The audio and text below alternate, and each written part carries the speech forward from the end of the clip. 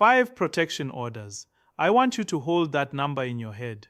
5 separate protection orders that DJ Waras had against people who wanted him dead.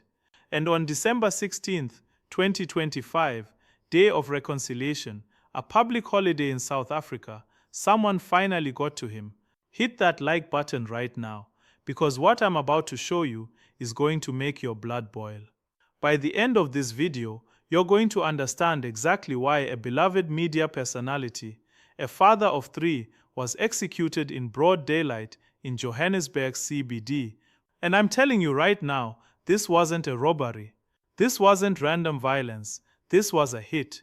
Subscribe, because we're not going to stop digging until someone answers for this. Warwick Stock, DJ Waras, 40 years old, born in Durban. Let me tell you who this man was, because the media is going to try to simplify this into another DJ killed in South Africa, and that's exactly what they want you to think. That's the easy narrative, but DJ Waras was so much more than a DJ. 15 years in the industry, started at YFM, moved to 5FM, where he hosted The Fifth Element. He was on SABC1's Live MP.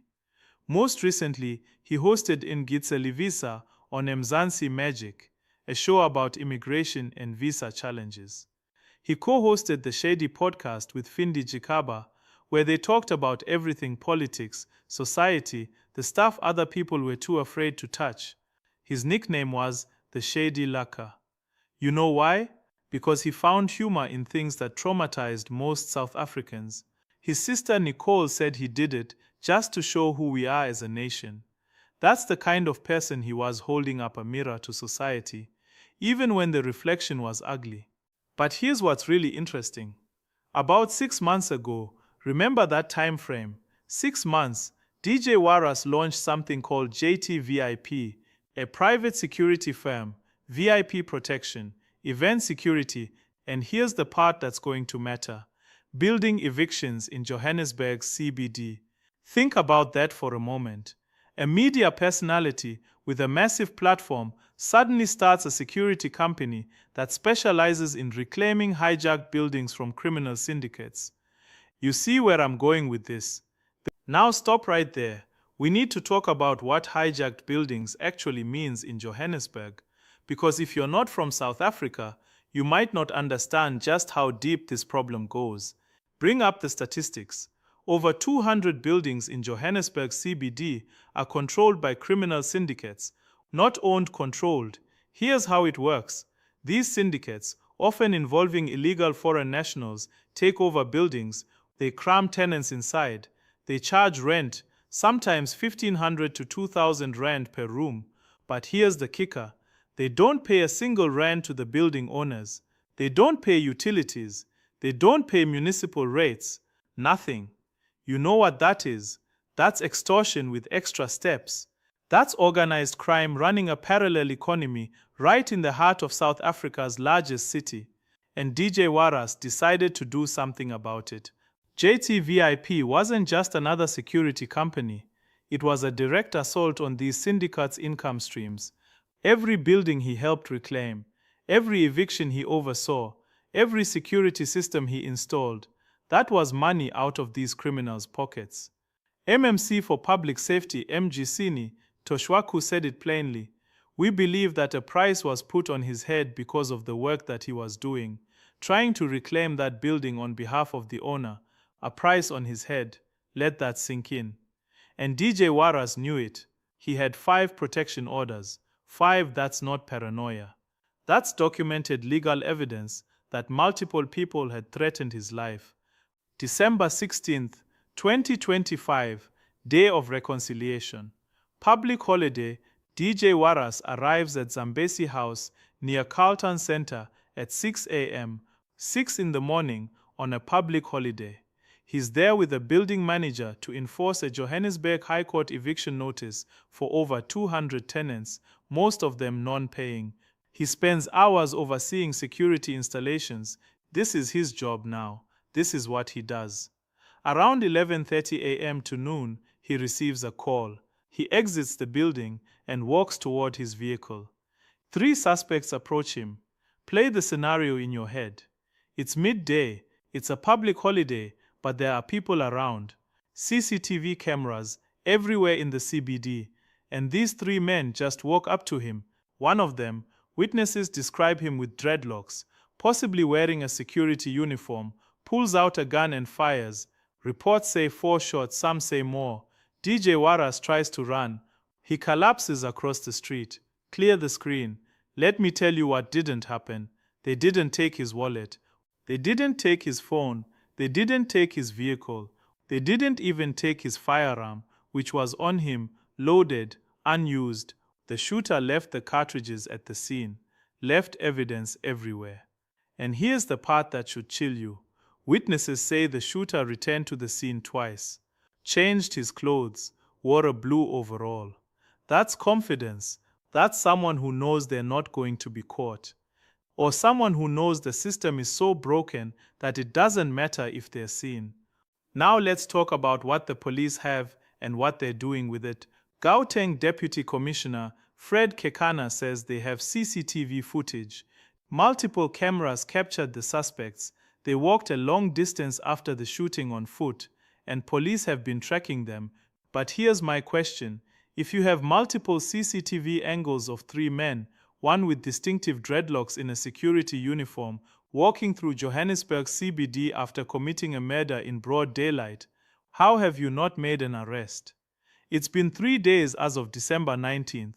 3 days with CCTV footage. 3 days with eyewitnesses. 3 days with cartridges, ballistics evidence, and a crime scene that the suspects didn't even try to clean up. 3 persons of interest have been questioned. One of them is Sophia Khumalo, a member of the Residence Committee at Zambezi Building. She denies involvement, but she's faced accusations of intimidation. Police are also looking for a man named Innocent, who allegedly worked with DJ Waras. On December 18th, law enforcement raided Zambezi Building. They targeted 37 non-paying rooms. They extracted 6 wanted individuals. The JMPD took control of the building. But hold on, let me read you something that MMC Tushwaku said. These syndicates are well connected and have ties to city officials. Read that again. Ties to city officials. This is not just about criminals. This is about criminals who are protected. This is about a system where the people who are supposed to enforce the law might be the same people profiting from breaking it. And it gets worse, because DJ Waras is not the first DJ to be assassinated in South Africa. Not even close.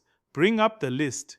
DJ Somebody, November 2022, shot in a hail of bullets on his way to a gig. Possible syndicate link, unsolved. DJ City Lights, February 2022, gunned down, unsolved. Potential music industry feud, DJ Vintos, recently killed, part of a pattern affecting celebrity DJs. Vusi Maro, 5 January 2023. Bacardi artist shot outside a club, gang-related. You see the pattern. This isn't about robbery. This isn't about random violence. Investigator Chad Thomas from IRS Forensic Investigations called it bizarre targeting of celebrity DJs, often tied to business disputes or cartel infiltrations. Let me give you a real-life example of how deep this goes. In some of these cases, police have found links to drug cartels that have infiltrated law enforcement itself. We're talking about a situation where the criminals and the cops are sometimes the same people. DJ Waras knew this. He talked about it. He wasn't afraid to call out corruption, to challenge officials. Minister Gayton McKenzie, who DJ Waras had publicly criticized, said in his tribute, "He even criticized me as minister. He spoke his truth without fear or favor." That's who DJ Waras was, a man who spoke truth to power, and now he's dead. Now let me go back to something that's been bothering me since I first read about this case. The shooter was wearing a possible security uniform. Think about that, a security uniform at a building where DJ Waras was installing security systems, where he was there in his capacity as the owner of a security company. This is like your business partner showing up to a meeting, wearing the same company shirt as you, and then shooting you in the parking lot. Here are the possible explanations. Theory 1. The shooter was actually part of a rival security company. There's competition for these contracts, and removing DJ Waras removes competition. Theory 2. The shooter was disguised as security to get close to DJ Waras without raising suspicion. Professional hit, planned. Theory 3. The shooter actually worked in security for the building for the syndicate and was defending their territory. I know which one makes the most sense to me. Because here's what we know. DJ Waras received a phone call right before he exited the building. Someone called him outside. Someone lured him to that spot at that exact time when 3 men were waiting. This implies intelligence. This implies surveillance. This implies someone inside knew his movements. Let's do some forensic analysis on the timing here. DJ Waras launches JT VIP 6 months ago. Within months, he's receiving death threats, multiple threats from multiple people, serious enough to get 5 protection orders through the courts. That's not easy to do in South Africa. You need documented evidence of credible threats to your life to get 1 protection order. He had 5. So we know the threats were real, we know they were serious, we know the courts agreed he was in danger. And yet, on December 16th, he's at Zambesi House with minimal visible security, walking to his vehicle alone, vulnerable enough for 3 men to approach him in broad daylight. Did you catch that? A man with 5 protection orders, whose job is literally security, is executed with what appears to be 0 security protection in place. That doesn't make sense unless one of 2 things is true. 1, he believed he was safe at that location at that time because someone told him it was safe. Or 2, his security was compromised from the inside. Let me read you what his family said on December 17th. The senseless nature of his death has left the family devastated and broken. Warwick leaves behind 3 young children, his mama and siblings, who all are affected by his death. 3 young children, his sister Nicole said, "I am in shock. I don't have words. I am shattered. This is a tremendous loss." She also made a plea, and this is important. She begged people not to share graphic content of her brother's death because his sons might see it. His sons. Think about that for a moment. The 3 boys who have to grow up knowing their father was murdered while trying to make Johannesburg safer. 3 boys who might one day search their father's name online and find CCTV footage of his execution. DJ Waras was described by everyone who knew him as a loving father, a patriot, someone who loved everybody and never pretended. His friend Rob Hersoff called him the most loving, compassionate, friendly, honest, open, decent human being. This is not just a statistic. This is not just another headline about crime in South Africa. This is a father who was killed for doing the right thing. Now let's zoom out and look at what this really means for South Africa. Between April and September 2025, South Africa averaged 63 murders per day. That's not a typo. South Africa has one of the highest murder rates in the world. But it's not just random violence. Look at the pattern. Senzo Mewa, soccer star, killed in 2014. Case still ongoing with cartel allegations. AKA Kiernan Forbes, assassinated in Durban in February 2023. Mastermind still unidentified. Witness D. Madlanga, a crime fighter assassinated recently despite tactical gear. Marius van der Merwe, gunned down in Brakpan in December 2025, just days before DJ Waras. When a police official says we're investigating, what they really mean is, we know who did it, but we can't touch them because they're connected. When they say persons of interest, that means we questioned them and had to let them go. This is what happens when criminal syndicates have ties to city officials. This is what happens when the lines between law enforcement and organized crime blur so completely that you can't tell who's protecting who. Forensic expert Dorothy Mushi has been vocal about the dangers in hijacked buildings. social media users are saying things like South Africa is fast becoming a thug state, we are no longer safe, and they're right. When someone like DJ Waras, a man with 5 protection orders, a man who knew the risks, a man who was taking every legal precaution, can be executed in broad daylight on a public holiday with multiple CCTV cameras rolling, and 3 days later, there are no arrests. That tells you everything you need to know about the state of law and order in South Africa.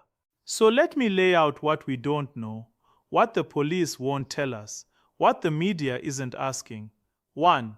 Who made the phone call that brought DJ Waras outside at that exact moment? 2. How did 3 armed men know exactly when and where he would be vulnerable? 3. Why was a man with 5 protection orders working without visible security? 4. What happened to the CCTV footage? If police have clear images of 3 suspects walking through the CBD for a long distance after a murder, why no arrests? 5. Who is innocent and why is he being sought? What was his role? 6. What exactly did Sophia Khumalo know and why was she questioned? 7. Which city officials have ties to these syndicates? Names. We need names. 8. How many other people who've tried to reclaim hijacked buildings have received death threats? 9. Are there other targets, other activists, other security professionals, other business owners who are now in danger? 10. Will anyone actually be arrested, or is this just another unsolved murder in South Africa's growing list of assassinations? Listen to me very carefully. DJ Waras was killed because he refused to be silent. He was killed because he took action when everyone else looked away. He was killed because criminal syndicates that control over 200 buildings in Johannesburg couldn't have someone like him disrupting their operations. And if we let this story die, if we let this become just another news cycle that fades away, then those syndicates win. The people who ordered this hit win. The system that protects them wins. Don't let that happen. Here's what I need from you. In the comments, tell me your theory. Who do you think ordered this hit? Do you think it was the syndicates? A rival company? Someone inside his own organization? Someone with political connections? If you care about this case, if you care about justice for DJ Waras and his 3 sons, share this video. Share it on every platform you have. Tag journalists, tag politicians, tag anyone who has the power to demand answers. And subscribe. Hit that subscribe button right now, because when arrests are made, if arrests are made, we're going to be here to report every single detail. We're going to follow this all the way to the courtroom. This is not over. The investigation is ongoing. Police are supposedly tracking suspects, but we've seen how this plays out in South Africa. We've seen how cases go cold, how witnesses disappear, how evidence gets lost. We're not letting that happen with DJ Waras. His family called him their anchor, their light, a devoted father who brought joy wherever he went. The people of South Africa called him a truth teller, a patriot, someone who wasn't afraid to challenge power. The syndicates called him a problem, a threat to their operations, someone who needed to be eliminated. On December 16, 2025, they eliminated him. But they didn't eliminate his legacy. They didn't eliminate the questions he raised about corruption, about hijacked buildings, about the rot at the heart of South Africa's systems. We're following this all the way to the end. We're not stopping. We're not letting this story fade, because DJ Waras deserves justice, his sons deserve justice, and South Africa deserves to know the truth about who wanted him dead and why. Don't let this story die. I'll see you in the next update.